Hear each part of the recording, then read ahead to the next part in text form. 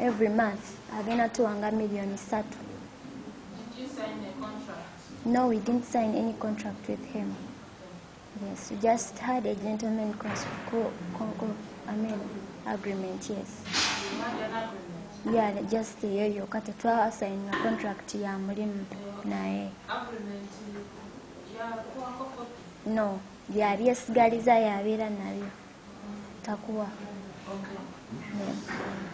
Kati bwe twagenda maaso nga tukola naye, at first yasooka n'atuwaako $1,000,000 to keep us hyped, tubeere awo nga tugenda kukola gye nyinza okugamba nti gye yakomako.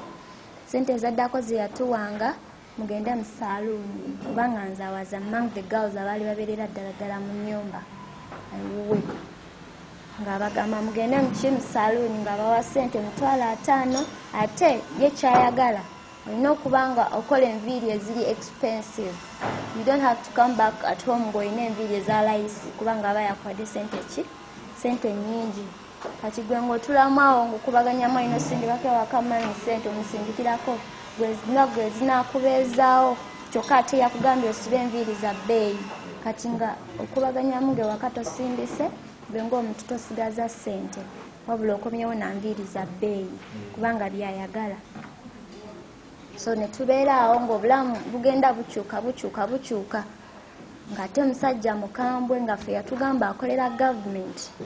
Tetulina kuba bakkakkamu. Already actually yagamba nga we are government property.